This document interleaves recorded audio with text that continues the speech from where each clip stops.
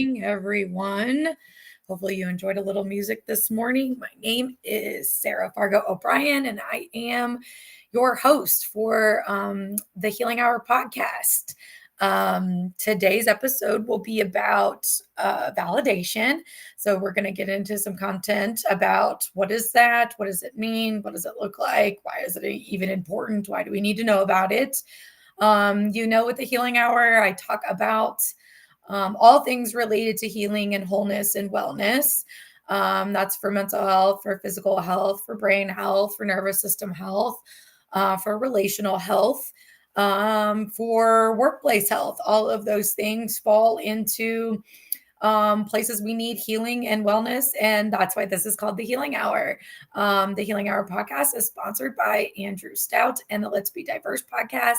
Andrew Stout is a former HR person who now sort of does his own consulting work. So we overlap in some leadership stuff. But I am your resident mental health provider, bringing you relevant things that are current with my clients, that are current in the trauma-informed leadership work that I do, and are current in my own life, which I think applies to, all the regular people out there in the world, which is hopefully everyone who is watching this show. If you are here, let me know. Hi, Phil.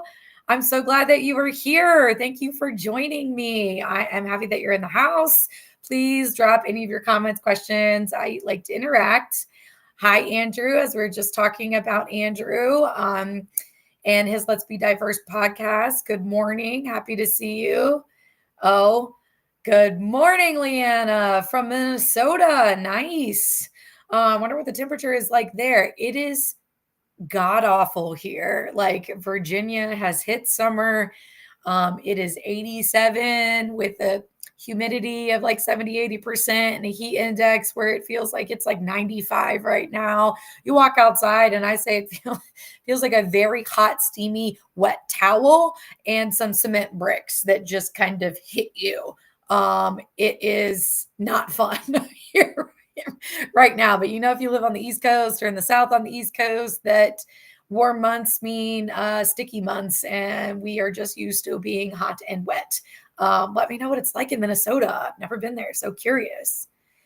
Andrew comes in with the compliments. Thank you, Andrew. I appreciate it. I don't always feel amazing, but I appreciate it when somebody else thinks I'm amazing. That helps boost my confidence and my self-talk. Okay, I'd like to do a little check-in, and then I'll do my 3 deep breaths. And then we will dive into some content before that. Leanna's having a lovely time in Minnesota with weather and a nice breeze. And I bet you do love it. And I bet there's not nearly as much humidity as there is here in Virginia. I was just in Detroit and Dearborn last week visiting my buddies, Famia and Katie and Julie. And my spouse was telling me how terrible it was here in humidity and rain and stuff. And it was just so lovely there. It was like 75, 80 degrees and not really a lot of humidity. I could walk around outside for hours and not be drenched. And I was just loving it. So I feel you. If that's what's happening over in Minnesota, I bet it has been lovely. I'm jealous, Leanne. I'm jealous. I want to be there. I want to bring your weather here. Okay, check in. You guys can probably already hear it. I'm all over the place and was a little bit late today because I just wrapped up a psychotherapy session at 11:01. So I am transitioning from being psychotherapist to being podcast host, which always means, my focus is a little bit all over the place. I am going out of town again this weekend, starting tomorrow. So I was gone 4 days last week. I'm going to be gone 4 days this weekend and coming up. Last week was for work, but really not for work. It was a lot of fun hanging out with my buddies and doing stuff in Dearborn and spending a lot of quality time with my girl Famia and having lots of good conversations. It was really good for my nervous system. And then this weekend is also going to be really good for my nervous system because I am going to a music festival down at the beach with my spouse, and I am really looking forward to it. It's actually supposed to be nicer weather there than here, as it always is, right down at the beach. There's a nice breeze on the water, and it is 2 full days. like 10 hours probably each day of my favorite music. So for me, that is like my heaven and my happy place. But all this travel has me like disjointed at work and kind of on the turn and burn, like from going from this thing to that thing, which kind of has me scattered, not feeling like I have a lot of time and space for myself and my nervous system and kind of all over the place. That is where I'm at today. Let me take 3 deep breaths and then dive into some content. If anyone else is here, let me know that you're here. I'll give you a shout out in just a few minutes. So if you want to get grounded with me, get settled, get oriented to your space, get connected to your body, to get present in this moment, take 3 deep breaths with me in through your nose and out through your mouth. And when we elongate that exhale, we get that calming effect in the body and the nervous system. It turns down the cortisol, which undoubtedly is up for me. And we can tell because of my shallow breathing and my fast talking. And then we will notice a difference every week when I do this after we take the deep breaths. So take them with me. Here we go. Number 1. And exhale slowly. Breathe in for 2. Exhale slowly. Breathe in for 3. And exhale slowly. Okay. In case there's some, say I'm already like, I'm down, I can breathe a little better, I'm a little bit more in my body. Let me warn you guys, if there's some extra noise, some movement, or some random barking. Oh, I forgot to turn on my little light, my sunlight. My big, beautiful 65-pound chocolate lab is up here with me today, being my office buddy. And she is a great alerter and home protector and will bark at anything outside. So if she happens to see anything, that will be interrupting our time this morning. But she's feeling extra needy and needs to hang out with mama. So she's up here today. All right, let me find my slide deck. There we go. Okay. Today we are going to be talking about validation. What is it? How do you do it? Why does it matter? Before we dive into that, just a little bit about me for anybody that's new here. My name is Sarah Fargo O'Brien. I'm a licensed clinical social worker and licensed to practice here in Virginia, where I'm located, and in Maryland. So if you were in Virginia or Maryland, I could be your psychotherapist. I also do trauma-informed leadership coaching and consulting. So for business-to-business stuff or for individuals. I focus on trauma-informed principles and practices because they are inclusive and good for everybody and offer the most healing and is the most likely approach and the way to do things with people that reduces harm, which is what I am all about. I'm also a mental health content writer and author. I am a 3-time best-selling author. And I have both my own private psychotherapy practice called Thrive and Shine Counseling and my own coaching and consulting business called Thrive and Shine Coaching and Consulting. You can find all information about me at www.sarahobrienlcsw.com. And if you want to catch the replay of any podcast episodes, including this one, you can go to my YouTube, and that's just YouTube/@timelesstherapist. Okay, so validation. What is it? How to do it for someone else, how to do it for yourself. These are the things we're going to be talking about today. Again, feel free to chime in with your thoughts, your questions, your feelings, your experiences around validation or invalidation. I have quite a lot. Anybody that's watched me before knows I give a lot of anecdotal examples from my own life. Or confidentially giving examples from clients' lives. And that is how I make this stuff tangible. This is how I make it relatable. It's not just me that experiences these things, but I talk about it from my perspective to ease the ruffles or discomfort with other people trying to think about this and talk about this from their own perspective. So everything I do and say and write has a purpose and is intentional. I normally don't, even though I'm flying by the seat of my pants a lot of the time, it doesn't mean that I'm not thinking before I talk and I haven't thought about it a little bit ahead of time and that it is not intentional and purposeful and pointed. It is. So what we're going to be covering today is what exactly is validation? What does it mean? How do you validate someone? How do you validate someone else? Why is it even important? So definition, types, how this works in relationships, and the impact of validation and invalidation on identity, self-care, and mental wellness. All right, I like to give all-rounded definitions. So validation isn't just a psychotherapy or an emotion or a human thing. There are other definitions. So I think these are either from Cambridge Dictionary or Webster. Can't remember which. So I found 3 solid definitions of what validation is. The first one, the action of checking or proving the validity or accuracy of something. For example, checking a thermometer to ensure it's measuring the temperature accurately. So that means you are checking the validity of what the thermometer does, which is measure temperature. So we are checking the validity of the output of the temperature from a thermometer, making sure that it is accurate. That's one definition for validation.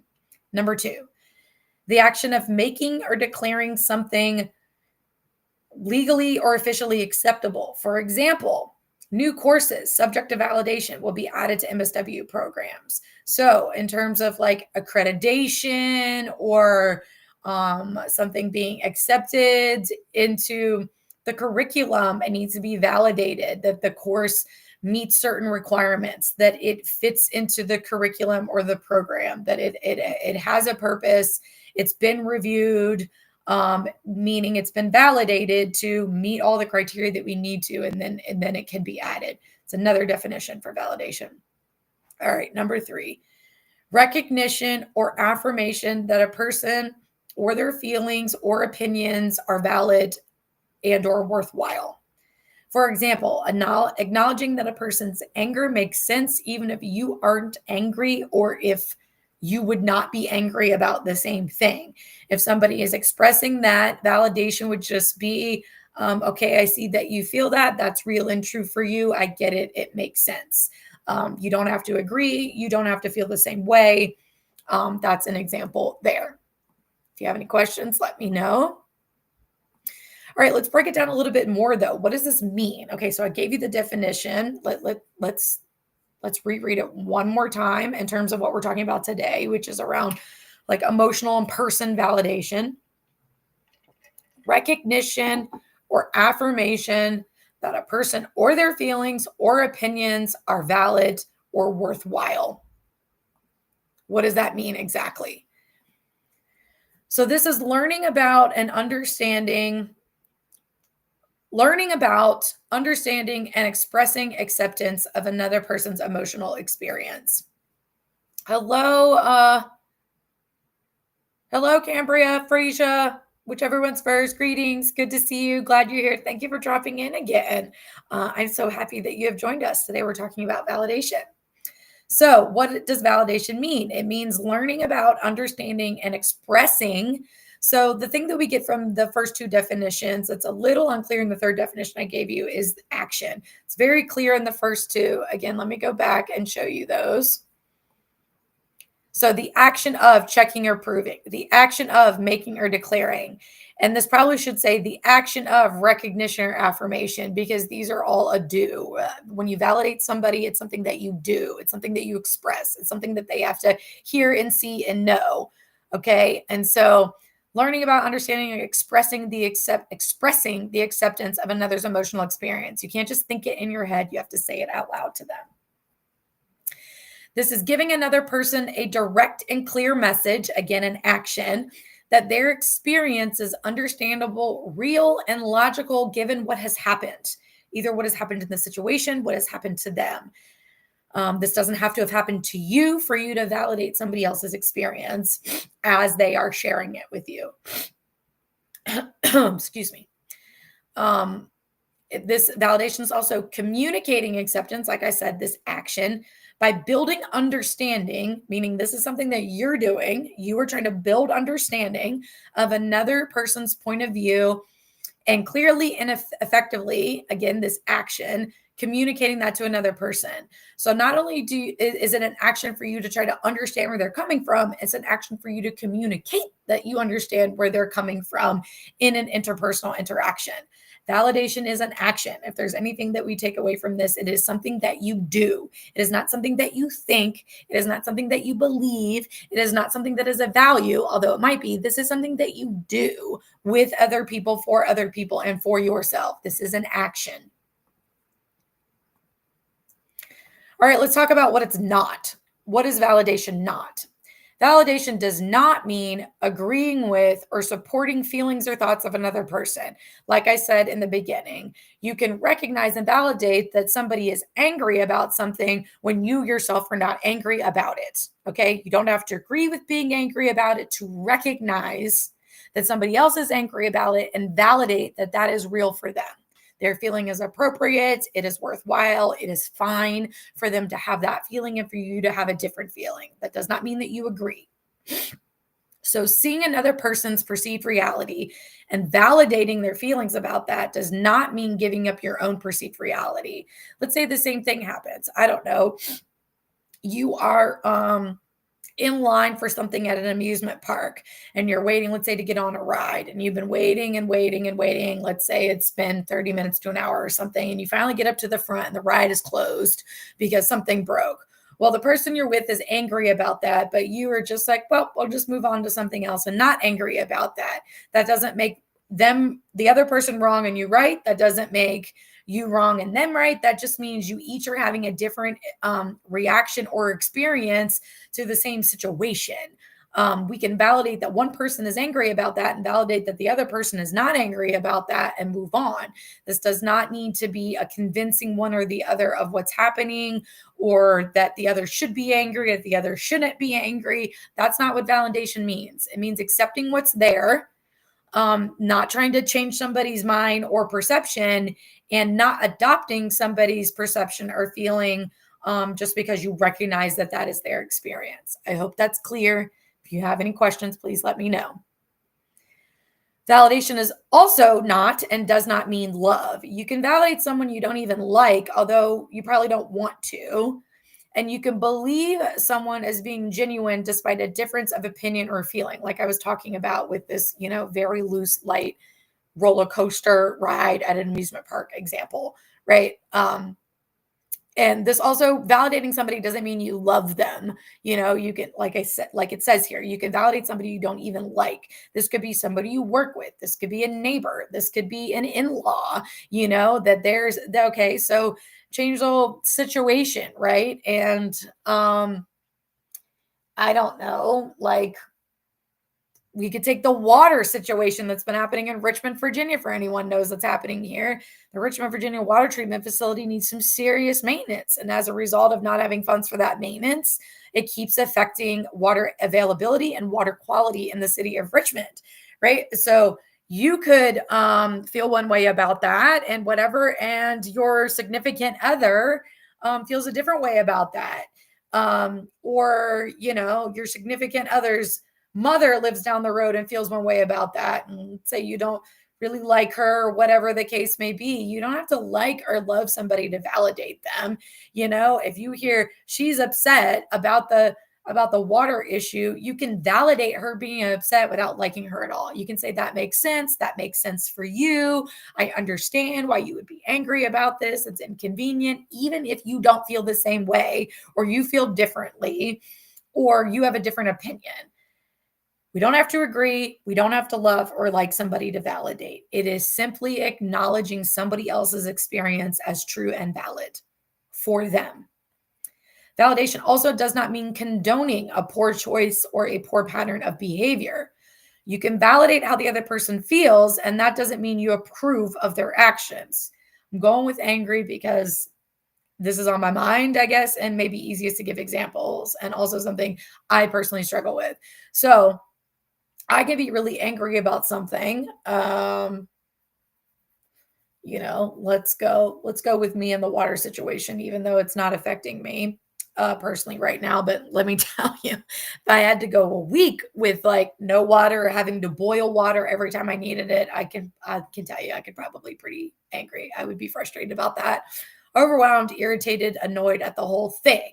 As a result of being angry about that, it would be very easy for me to just like be irritable and irritated with my spouse, with my dogs, to lash out, to scream and yell, to not have patience, right? You can validate that I feel angry about the water situation without condoning the way I'm handling it, or the fact that I'm lashing out or engaging in a poor behavior or poor pattern of behavior due to feeling angry, right? This is not approving or condoning harmful, difficult, unhelpful, or poor behavior. This is simply validating that a person's feeling is potentially driving that behavior. This also doesn't mean you don't have boundaries around that behavior. You can still validate somebody's anger, somebody's disappointment, somebody's jealousy, somebody's frustration, somebody's excitement, even if the way that that comes out in action or behavior is not something that you approve of. I hope this is clear, guys. If it's not, please let me know. Okay, some types of validation. External versus internal validation. What are these? What's the point? External validation is affirmation, approval, acceptance, acknowledgement, again, actions of your experiences or reality from others. This is other people affirming, approving, accepting, acknowledging your experience or your reality. External validation helps foster greater trust and strengthens relational connection. If you validate other people in interpersonal interactions or in relationships, it is going to foster that sense of closeness, a sense of security, of safety, of foundation, of this person is okay to share my thoughts and feelings with, because they're not dismissing me, judging me, being critical, or making fun of me. They're just accepting what I'm saying as true for my experience. Well, that opens doors for trust and safety to exist between two people. So learning to validate, which we're going to talk about here in a minute, how to do this, learning how to validate others is really great for conflict resolution, for collaboration, for relationships, definitely for personal and romantic relationships. Like, we need to learn how to do this for the people around us, whether you like them or don't like them. If you don't like them at work, but learn how to do this, it's going to create smoother interactions in the workplace.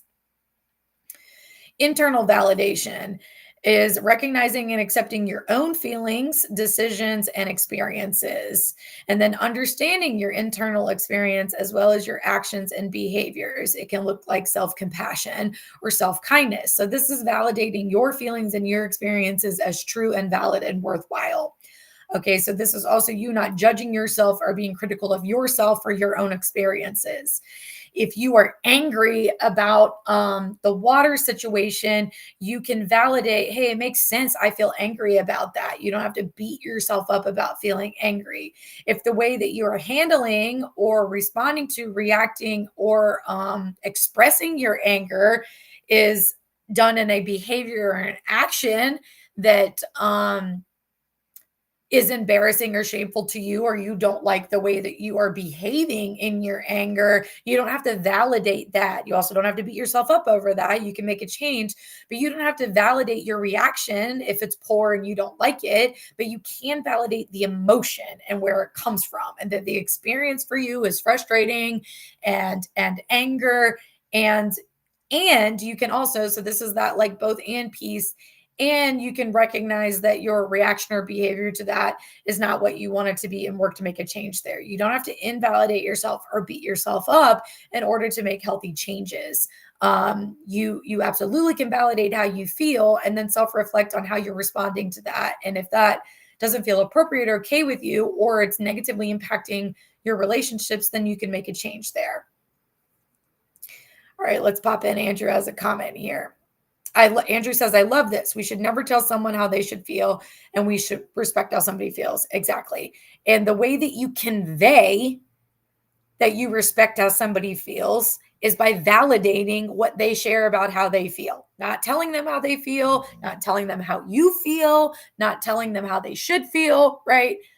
It is respecting how they feel, but this is an action. For them to know that you respect how they feel, you have to communicate it in a validation. Okay, so internal versus external. Self-validation is internal validation. And self-validation helps to reduce internal conflicts and increase your sense of inner security and well-being. It helps soothe your nervous system. Yes, it helps creates confidence in who you are. Like, it makes sense I'm angry about that. There's nothing wrong with that. The way I handle that might be something I want to do differently, or maybe not. Maybe I've done my own work about that and I can recognize I'm angry and go for a run, or recognize I'm angry and turn music up really loud, or something like that. Self-validation is self-kindness and affirming your feelings and your experiences as true and real and valid for you. External validation, or other validation, communicates worth and value, prevents and reduces conflict, and increases security and trust. So external validation is good for interpersonal connections and relationships. Internal and self-validation is good for the relationship that you have with yourself. And this goes a long way in addressing negative thinking patterns, poor behavior patterns, emotional dysregulation, lots of things not going to be totally remedied with validation, but are going to be helped greatly when we learn to validate ourselves, and when we learn to validate others, and when we learn who in our lives are the ones that validate us, and spending more time with those folks. Okay, let's get into the how we do it. How do we validate someone? We're going to talk about your presence and your response. So presence first is give them your full attention. You can't be doing something else to validate somebody. That's not going to feel genuine, and it's not going to feel real. So if somebody is sharing with you and you are on your phone, or you are looking down, or you are looking away, or you are distracted in some way, you're not giving them your full attention. And even if you say something that's validating, it's not going to feel validating because you're not really paying attention. So you need to give somebody your full attention. How do you do that? You make eye contact, and not appropriately, while showing your interest. You have to be engaged in what they are sharing and talk about. You cannot be passive. This is active. You need to actually be present, paying attention, showing interest, listening to what they're sharing with you, a feeling, an opinion, an experience. And then you need to reflect what you've heard by restating their message, expressing understanding and care without criticism. This is that I understand that you're really angry about this, and that makes sense. This is really stressful for you. You know, again, we could talk about that water situation, right? Maybe it's not stressful for me because I spend most of my day outside of the city where I have access to water, right? Like, my experience different than somebody else's experience might mean that my feelings about the water situation are different than somebody else's feelings about the water situation. And I shouldn't criticize them because they feel differently or having a different experience. I can show up, show interest, and show understanding. Again, these are all actions. I need to express this without criticizing somebody who is having a different experience than me. Okay, who has a different feeling than me. I do not have to criticize or judge to be able to validate. So the first step in validation is, like, you actually have to be present. You have to show up. You have to be there. You have to be engaged. You have to be paying attention. The next thing we have to do, also in action, is response. How do we validate? We say something. We communicate something to ourselves or to another person. We verbalize. If it's with another person, we verbalize the unspoken, saying things like, it sounds like you're frustrated. Or in the example I've been using this morning, it's like, it sounds like you're angry about what's going on with the water situation. If you verbalize the unspoken, which is a validation, right? You're responding. So sort of step one in validation is being present. Step two would be responding or reflecting back what you think you're hearing, even if they didn't say the word frustrated or angry. You know, maybe they are just like shouting, complaining, criticizing Richmond City Water Treatment Facility, whatever. Maybe that's all the stuff you're hearing. And they never actually say, hey, I'm angry about this. But the things you do hear makes it sound like they're angry. So when you reflect back what you've heard, you might say something that that they didn't actually say, but that you're picking up on. Sounds like you're angry about this. That's a validation. You're letting them know that you hear what they're sharing, what they're feeling, even though they didn't use that exact word. You're picking up on it. You're paying attention, right? And then you respond back to them with what you've picked up on, what you've paid attention to. Then when you're validating, be sure to let the validation sink in before attempting to problem solve for the person or to offer solutions or anything, right? Like we don't need to be talking about ourselves. We don't need to be helping them fix something to validate. In fact, don't.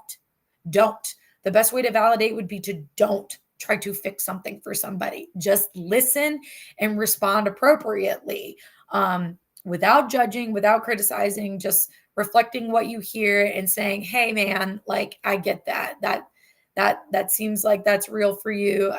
I hear what you're saying. I understand what you're feeling. Okay. In response, also try to avoid changing the subject too quickly or talking about yourself. We need to stay on this person. If we're validating how they feel, what they're sharing, what their experience is, especially if you're having one that's different, there's no need to say it right here. Like we need to just show up for this person and validate how they're feeling. And then when the conversation shifts and you're talking about how you're feeling, then that's when you can get into some things. And the hope is that the other person is then going to validate what you're sharing about. This is how this can go in interpersonal interactions. And you can see that even if there's differences in feelings, opinions, views, or experiences of the same situation, it does not have to be argumentative. It does not have to be even a conflict. Like it can just be a recognition of differences and both people's feelings or experiences are valid. Nobody's right or wrong. Nobody's good or bad. It just is. And it's just different between us. Okay. Hopefully that makes sense. I'm going to talk more about validation. I'm going to write a couple blogs on it this month, and this will be the focus of my newsletter at the end of the month. So have no fear. There will be some places where this information is more in print, and you can reference back to it if you're not gathering it all now. Okay, what is the impact on identity when it comes to validation? Too often, a person can feel that their inner experiences are judged and denied. This would be invalidation, which can lead to low self-worth or feelings of shame. So how would a person be able to regulate their emotions if they think that their feelings are all wrong or that all of their feelings are wrong, right? This comes from an invalidating environment or often being judged or dismissed when you share thoughts, feelings, or opinions. That would be somebody saying like, I just had this conversation with a client this morning, actually, like having a judgment of like, how could you like or drink orange juice without pulp? That's not really orange juice. That's a judgment. So if you don't like orange juice with pulp, then you feel judged for not liking it. You might feel like there's something wrong with you for having that feeling or opinion or view, right? If somebody else is saying like, that doesn't make sense. How could you not like orange juice with pulp? Then somebody can, and you hear that over and over and over again, especially if it was in your family system growing up, or this is what you learned in your early life. Your natural thoughts, feelings, opinions, likes, and dislikes might feel wrong, all wrong. And this negative view can also, and usually is, internalized, which is why shame occurs. So if we're judging and dismissing people for their thoughts, feelings, interests, opinions, experiences, desires, because they're different from ours, or because we don't understand it, or because we didn't have that same experience, they can internalize that as being wrong, feeling wrong, when it's not wrong. It's just different. And this is how it has an impact on identity. If you've been invalidated over and over and over again, then your thoughts and feelings feel wrong. Like it's not okay to have them. It's not okay for me to feel this way. It's not okay for me to be angry about the water situation. Now, this isn't talking about action or behavior where you're lashing out about the water situation and we're like, oh, it's okay. You do that because you're angry. That's not what we're validating. We're validating the feeling itself, the experience that somebody is having. Somebody feels like it's wrong to get angry about something that is not their fault, that is negatively impacting them. Can we not see where that would turn into shame, self-blame, like being mad at oneself for feeling this because everybody says it's not okay to feel this way? This is where it impacts identity. A person who feels that their emotions are not wrong on the opposite side of that, or that they're not inappropriate, is more apt to have a solid sense of identity and worth and can manage emotions more effectively.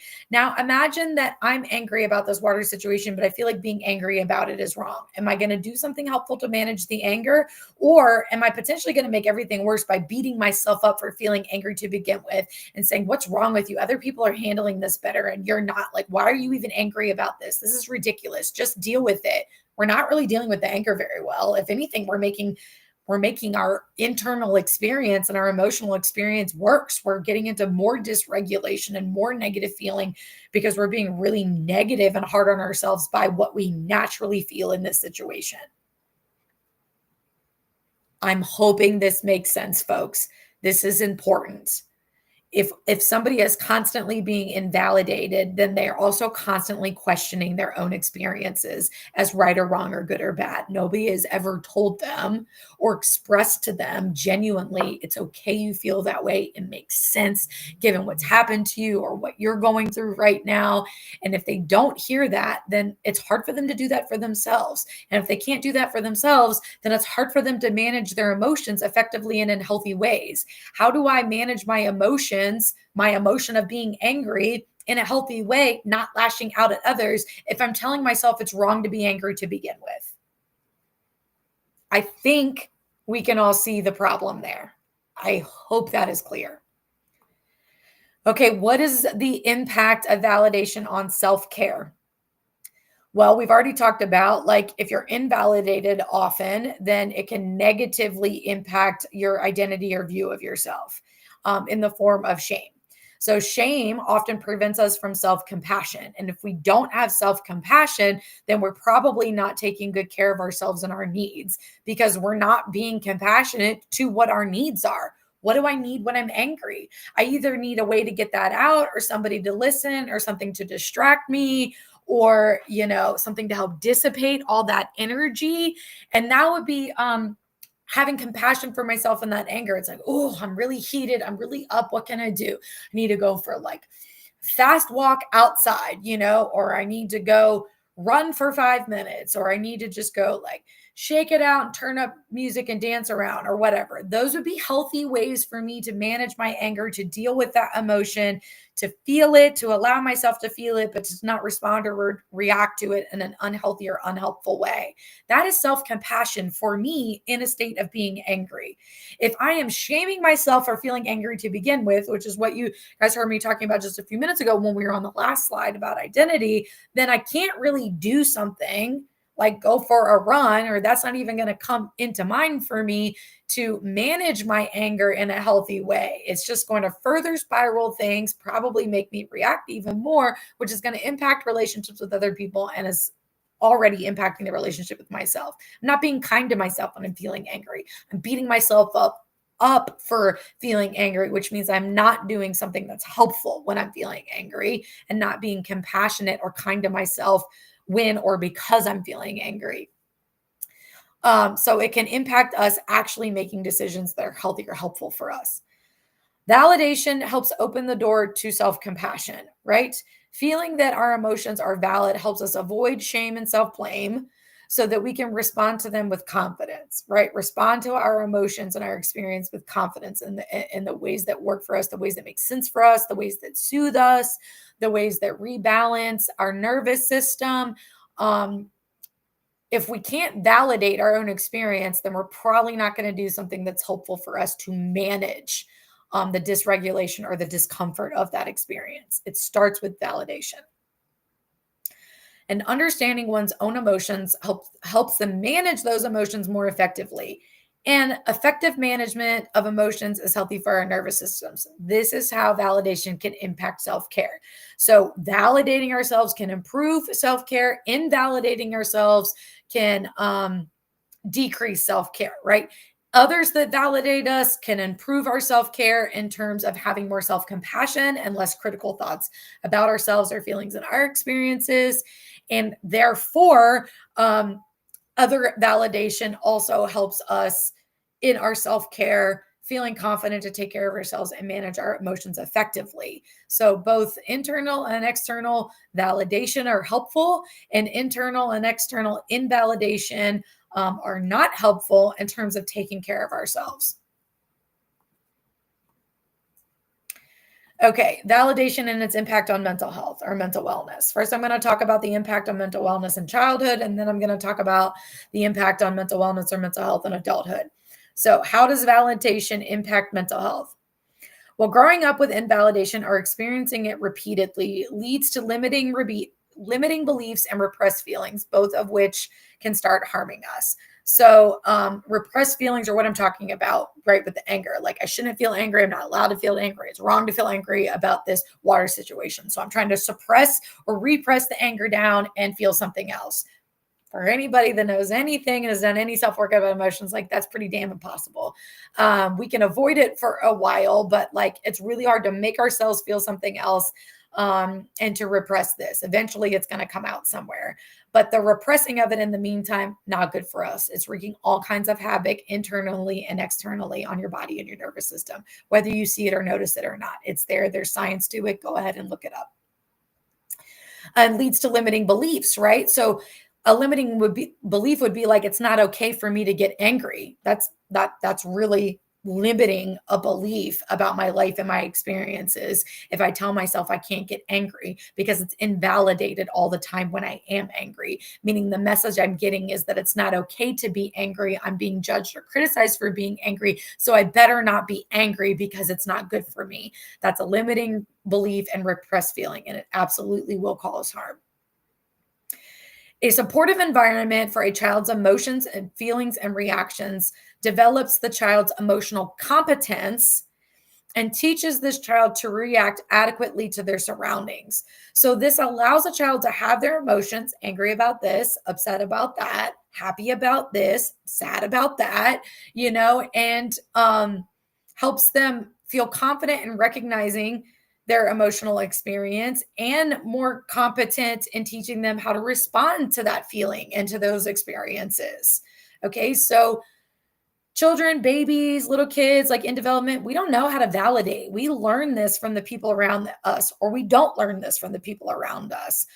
Subsequently, if we're not validated, we learn invalidation, because if you're not validating, what you're doing is dismissing and not saying anything at all, which is invalidation. So if you are not actively validating, you are invalidating.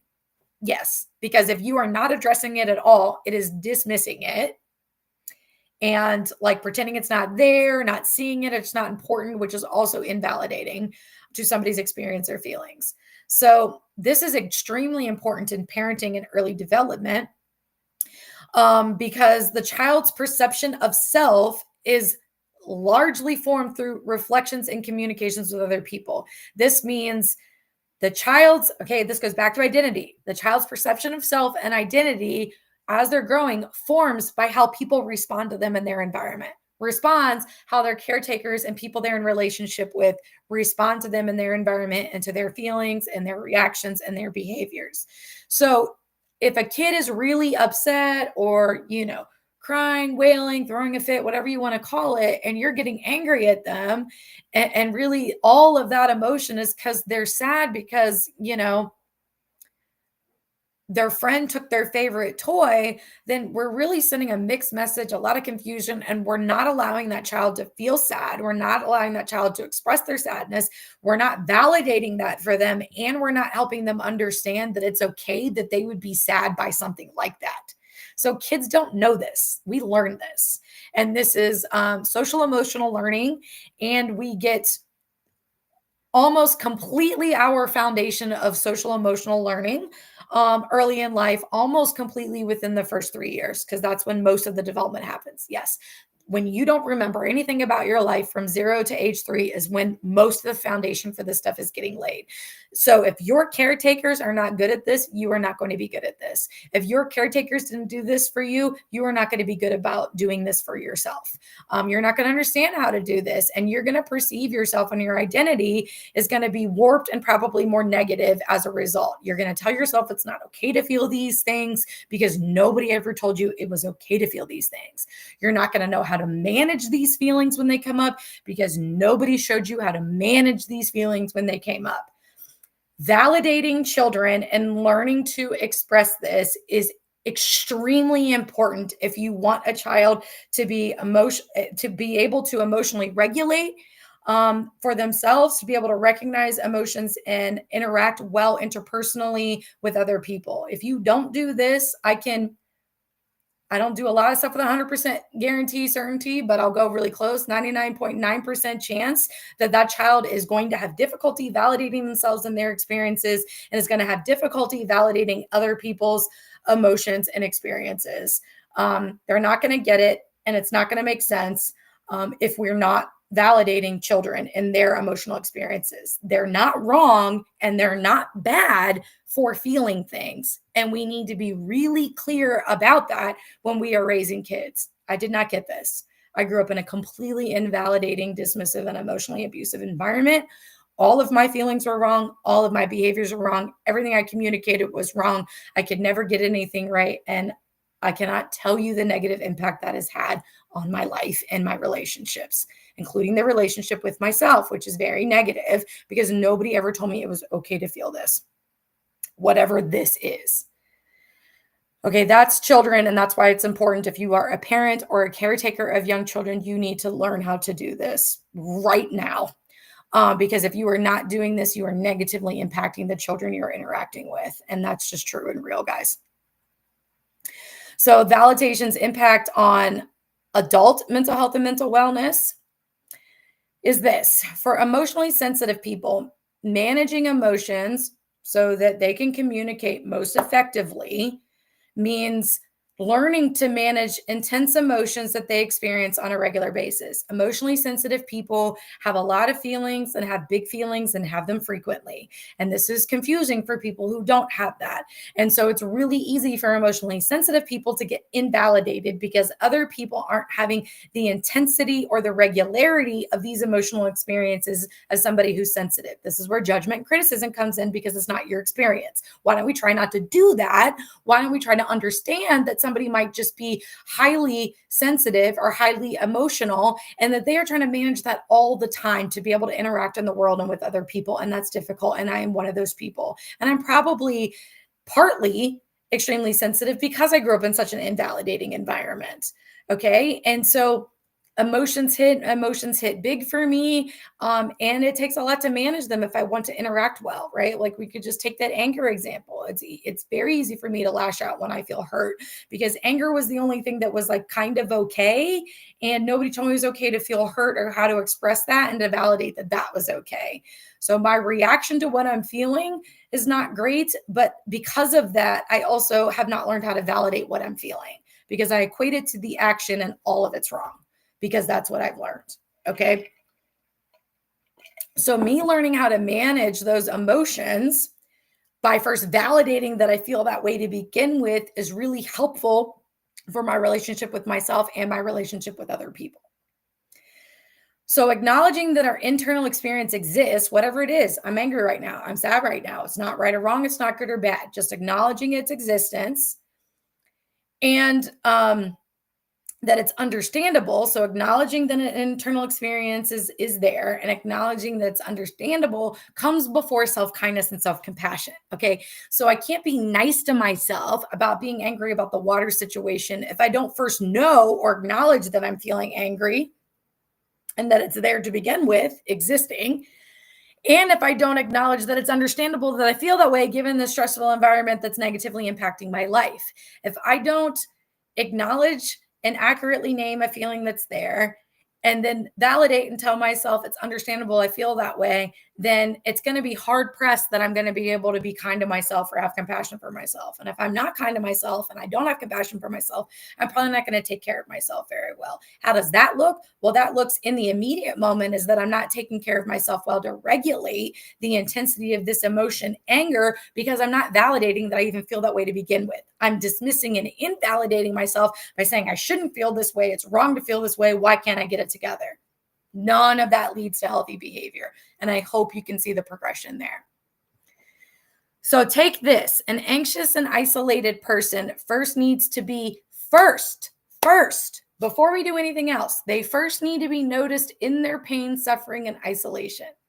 The person needs to be seen with their reality. We need to acknowledge, accept, and communicate to them that their pain, their suffering, their isolation, their experience, their reality is true and real and valid for them. It makes sense. We have to say that and acknowledge that and communicate that to somebody else before we do anything else. That is like step one in validating. We have to acknowledge that what is already there, even if it's uncomfortable for us, even if it's uncomfortable for them, even if it's feelings we don't like, even if it's an opinion we don't like or agree with. We have to validate that this is what this person believes based on their experiences. Okay. And then when someone first notices their pain and joins them in that reality, listens and validates their feelings of pain, suffering, whatever, the anger, then healing and reduction of suffering can begin. So why is validation important for mental health? Because and in adulthood, because when we can validate somebody, especially somebody who's experienced a lot of invalidation, which would be anybody with past trauma, then this person is no longer alone and invisible in their distress. And when somebody is alone and invisible in their distress, their ability to make healthy choices for themselves is limited. They're not validating themselves. They don't have healthy options. Nobody's guiding them in that. Nobody's taught them in that up to this point. And if you're an adult that was never taught this up to this point, you need somebody else to demonstrate this to you for you to be able to do this for yourself. This is absolutely true and real in my experience. And my best friend does it really well, and I still struggle with it. And it really didn't start to shift until my therapist started doing this over and over and over and over again with me in my trauma healing. I would invalidate myself and he would validate me. I would invalidate myself based on my experiences and he would validate me over and over and over again. And that was required so much before I could actually start doing that for myself, because it didn't feel real. It didn't feel true. Nobody had said it before. I didn't know how to do it. I didn't have the verbiage. It didn't feel comfortable to validate because I was so used to invalidation and just being wrong all the time, but also feeling stuck all the time. Where do I go if everything I feel is wrong and I don't recognize how I feel and I can't name it, and I don't know what it looks like to accept it or to take care of myself when I feel these things, these uncomfortable things that are intense? What do I do? I don't know, did not know, could not put anything into practice until this was demonstrated to me. So if you know of an adult that had a traumatic childhood and they're difficult and they're negative and they have intense emotions that doesn't look like they're doing anything about them, why don't you try validating them and see if that makes a difference? I can almost guarantee you that it is. And probably the reason that they are engaging in unsavory or unhelpful behaviors is because they have not been validated in their feelings and experiences. And they are both internally struggling and in conflict and externally, interpersonally struggling in conflict because they feel like people don't get them because they don't. And that's what people are expressing. And also they don't get themselves because they're not allowing themselves their own experience. They're telling themselves it's wrong, it's not okay, I need to change it, it needs to be different. Well, guess what? We can't make that different, folks. You feel how you feel. It's not right or wrong, it's not good or bad, it's just what's happening. And the sooner that we can recognize how we feel and name it accurately, the sooner we can be kind and compassionate to ourselves, and the more likely we are going to be able to manage that emotion and down-regulate effectively in healthy ways, which is only going to be beneficial for our relationship with ourselves and our relationships with other people. because only when we're downregulated and more calm in our nervous system can we communicate effectively. Communication is a huge part of interpersonal interaction. And if you are up here and dysregulated and in your intense emotions all the time, your ability to communicate and interact with other people is going to be lessened, more difficult, right? And your communication and relationship with yourself is even further down. This has to be modeled for us to be able to do it, period, point blank.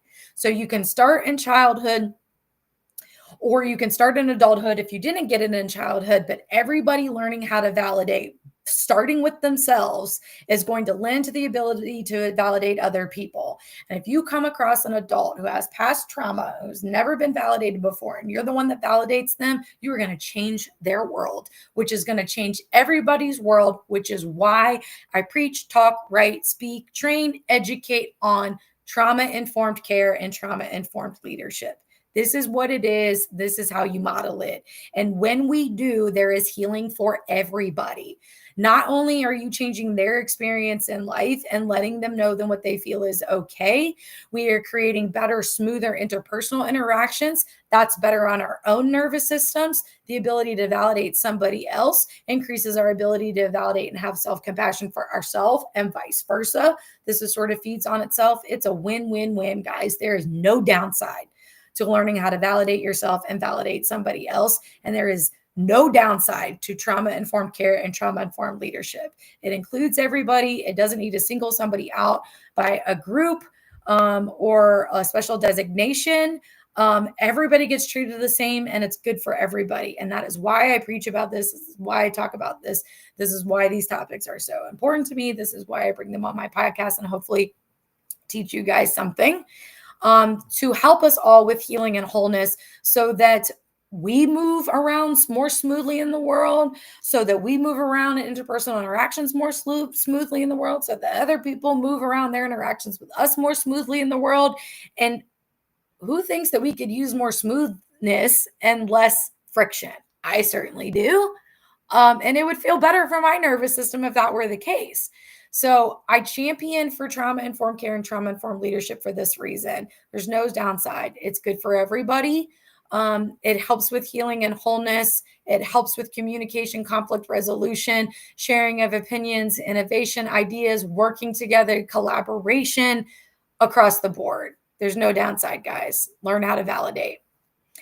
If you need help learning how to validate or healing from invalidation, you have several options with me besides this podcast and some of the things I'll be writing on later this month. I have some freebies on my website. Go to the free resources section of www.sarahobrienlcsw.com and find the Love Yourself workbook and the mindfulness exercises ebook. The Love Yourself workbook is going to help with some of that verbiage and self-affirmation and being kinder to yourself internally in your experiences. And that mindful exercises ebook is going to help you be more present with what is, both the discomfort of things and other things, learning how to just be still so you can recognize how you feel and name it accurately, and then extend that kindness and self-compassion through loving yourself. I also have several digital products and digital like ebooks and workbooks for sale on my website. You don't have to interact with me at all. You can go right there, fill out the order form, and it will come directly to your inbox, and you can download all the materials and go at your own pace. You can also get one of my digital products and then schedule one-to-one coaching with me, and we can go through that together and set your goals and use that sort of as our guide. That's why I have developed these folks. This is based on 15 plus years of being a psychotherapist, countless number of books and trainings and articles that I've read, and 20 years of my own psychotherapy. So well-rooted in actual experience and not just book or research information, guys. These are for living these things out in life and actually improving your day-to-day experience. So one that would be really helpful in terms of invalidation, if that's what you've experienced, or like you're not good at validating yourself or others, is Dealing with Negative Thinking Workbook. It's only $19. Go to the Compassionate Self Kits link on my website to get that. And then I have a sort of more involved and definitely creating like a plan and a play-by-play plan in a lot of areas for sustainable self-care and self-love routines. So this is a more robust workbook, lots of examples, different ways and different areas of life that we need self-care and self-love and having sustainable routines around physical health, mental health, emotional health, relational health, sexual health, digital health. And that is $29. It is very robust, guys. You're going to get a lot out of that for $29, and you get to keep the materials for life, which means you can like reprint, rework again, and that kind of thing. So head over to the Compassionate Self Kits section of my website to take a look at any of those workbooks or ebooks or kits that I have. Like I said, I'm also available for one-to-one coaching. This is nationwide and worldwide. I have maybe 1 or 2 slots left for psychotherapy if you live in Virginia or Maryland. And if you are a business executive, a leader, supervisor, manager, team, or HR in the workplace, we can talk about how you apply validation and spot and address invalidation for workplace health and psychological safety in the workplace. And I do trauma-informed consulting on that. You can find everything about me and tons of information on my website. Again, that's www.sarahobrien.lcsw.com. Licensed psychotherapist, trauma-informed leadership strategist, writer, author, speaker, trainer, and consultant. I wear many hats. I am good at the many hats that I wear because I take every bit of work that I do, whether it's in groups or in the one-to-one space or speaking out like this, from a trauma-informed care perspective, and do my very best to be inclusive of all folks. Thank you guys for watching, for being here, for letting me know that you are here, for learning a little bit more about validation so that you can maybe access some more healing for yourself or extend some more healing to somebody else. This is the goal of trauma-informed care. This is the goal of everything I do, both from psychotherapy to anything outside of that. It is to improve spaces and places for people to have healing and wholeness, reducing harm, increasing pathways to safety. That is the trauma-informed way, and our hope is that trauma-informed is the way of the future. So never forget that you matter, you're worthy, your story matters, your life matters, your experience matters, your feelings matter, your opinions matter. If you've been invalidated like me your whole life, or even once, I'm so sorry. It doesn't feel good. It makes you question yourself. But there's nothing wrong with you. Something happened to you, and you can make adjustments now if you become more self-aware and you do your self-work. I'm always going to say do your self-work. Stay tuned. I have some posts coming on validation next week. And like I said, some more writing on it. Not quite sure what topic I'm doing next week, but I will be back for another episode of the Healing Hour for our last one in June. If there's anything you want me to talk about on the show, please just drop me a DM or a comment in one of these, or a comment on my YouTube. I appreciate everybody who watches. I'm not really anybody in the world. I'm just Sarah here in Virginia, trying to share what I know and extend as much healing as I can to as many people as possible. If you would like me to be on your podcast, speak, or train at your conference, at your organization, at your school, I am open and available for those contracts, and would love to do that and love to work with you. So, reach out to me, send me an email, send me a DM, fill out the contact form on my website. Let me know what you need. Let's get on a short call to find out if it would be a good working relationship, if we have alignment there, and let's get started. I'm happy to level up with you. And we grow best when we grow together. So let's do this. I will see you guys next week.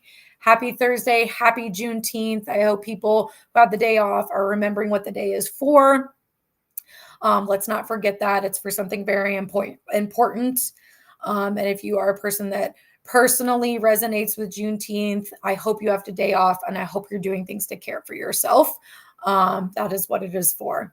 I will see you guys next week. Don't forget to join in at 11 a.m. Eastern time to the Healing Hour. I appreciate you all.